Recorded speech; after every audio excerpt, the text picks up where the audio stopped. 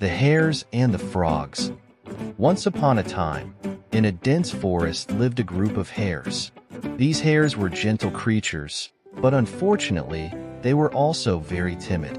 They were constantly afraid of the other animals in the forest. The hares feared almost everything: the rustling of leaves, the sound of twigs snapping, and even their own shadows. The constant fear made their lives miserable. One day, feeling particularly overwhelmed by their fears, the hares gathered for a council meeting. They sat in a circle under a large oak tree, their ears drooping and eyes wide with anxiety. The leader of the hares, an old and wise hare with a coat speckled with gray, addressed the group. "Friends," he began, "we live in perpetual fear. Every day, we are terrified of being hunted or harmed. Our lives are filled with constant dread, and it seems unbearable. We must find a way to end this misery." The other hares nodded in agreement, their eyes filled with sorrow. After much discussion, they came to a drastic decision. It would be better to end our lives than to continue living in such constant fear, one of the younger hares said. The others reluctantly agreed, and they decided to drown themselves in a nearby pond to escape their suffering.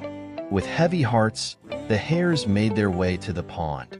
As they approached the water's edge, their tiny feet trembled with both fear and resolve. Just as they were about to leap into the pond, they heard a sudden splash. The noise startled them, and they froze in their tracks.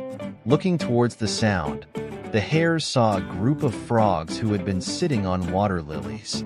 The frogs, startled by the sudden approach of the hares, had leapt into the safety of the deeper water. The hares watched as the frogs disappeared beneath the surface, only their eyes peeking out to observe the newcomers.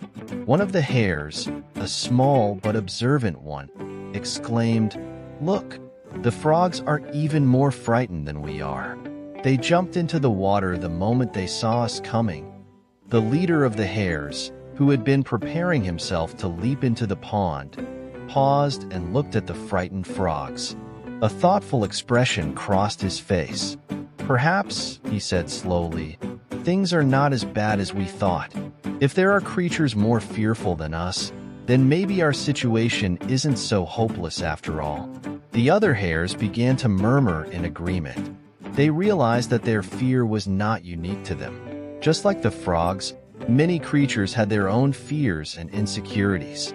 The hares felt a newfound sense of relief and perspective.